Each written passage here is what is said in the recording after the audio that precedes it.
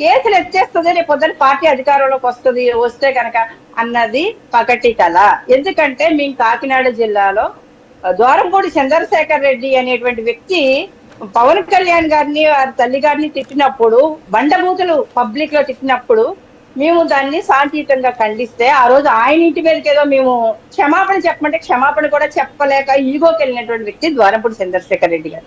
ఆ రోజు ఆయన ఇంటి మీద ఏదో మేము దాడికి వెళ్ళామన్నట్టుగా అక్కడ రౌడీని పెట్టుకొని మా మీద కర్రలతోని కత్తులతోని దాడులు చేయించి రాళ్ళతో చేస్తే, ఆ రోజు అక్కడ ఉన్నటువంటి సాయిబాబా గుడిలోకి వెళ్ళి తల దాచుకుని ప్రాణాలు కాపాడుకున్నటువంటి వ్యక్తులు. ఆ రోజు కేసుల్లో 35 మంది మేము ఆ రోజు బలైనటువంటి వ్యక్తులు. 5 సంవత్సరాలుగా కోర్టుల చుట్టూరు తిరుగుతూ ఉన్నాం.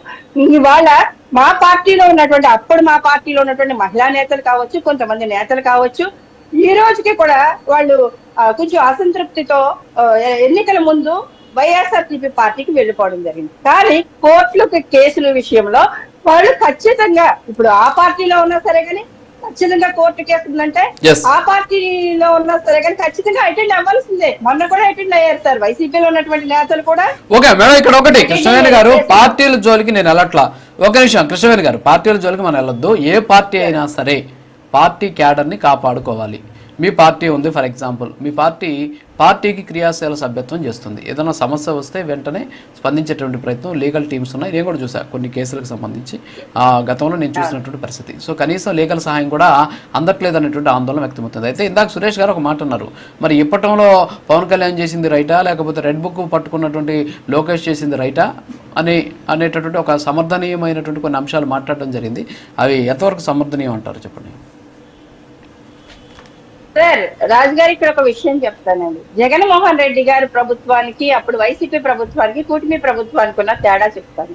ఎందుకంటే ఆ రోజు మా అధినేత పవన్ కళ్యాణ్ గారికి ఎక్కడా కూడా ఒక ఆవిర్భావ సభ పెట్టుకోవడానికి ప్లేస్ ఇవ్వలేదు. ఇప్పటి ప్రజలు ముందుకు వచ్చి అక్కడ ప్లేస్ ఇచ్చారు ఆ సభ నిర్వహించుకోవడానికి. అక్కడ సభగా నిర్వహించుకోవడానికి అక్కడ ప్లేస్ ఇచ్చారని ఆ గ్రామం మీదే విధ్వంసం సృష్టించినటువంటి వ్యక్తి జగన్మోహన్ రెడ్డి గారు.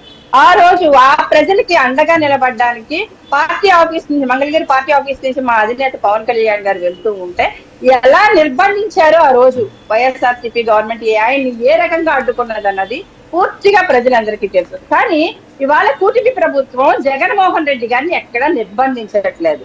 ఎక్కడా కూడా పోలీసు ప్రొటెక్షన్ ఇచ్చి, మీరు నిరసన వ్యక్తం చేస్తున్నప్పుడు కూడా పోలీసు ప్రొటెక్షన్ ఇచ్చి, అధికమైనటువంటి పోలీసు ప్రొటెక్షన్ ఇచ్చి జగన్మోహన్ రెడ్డి గారికి వెలుసుబాటు కల్పిస్తూ ఉన్నారు. కానీ ఆ రోజు మాకు ఆ పరిస్థితి లేదు. అక్కడ టీడీపీకి కావచ్చు, మా జనసేనకు కావచ్చు, బీజేపీ వాళ్ళకి కావచ్చు, బీజేపీ కార్యకర్తలు అయితే రక్తాలు వచ్చేలాగా కొట్టినటువంటి పరిస్థితి.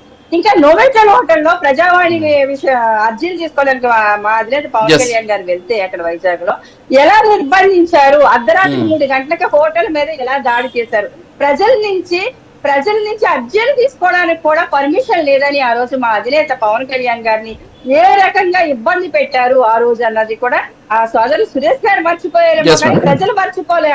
ఎందుకంటే సురేష్ గారికి తెలుసు, సురేష్ గారికి వాస్తవంగా సురేష్ గారికి జగన్మోహన్ రెడ్డి గారి కంటే ముందు పవన్ కళ్యాణ్ గారి అభిమానం ఆయన. వాస్తవంగా పవన్ కళ్యాణ్ గారి అభిమానం ఆయన, తర్వాత జగన్మోహన్ రెడ్డి గారి అభిమానం అయ్యి ప్రస్తుతానికి వైఎస్ఆర్ కాంగ్రెస్ పార్టీలో ఉన్నారు. ఆయనకి తెలుసు, అన్ని తెలుసు, ఈ నోస్. కాకపోతే ఉంటాయి కదా రైట్ పర్సన్ ఇన్ వేరే ప్లేస్ అన్నట్టు. ఎస్ అదే ఓకే మేడం.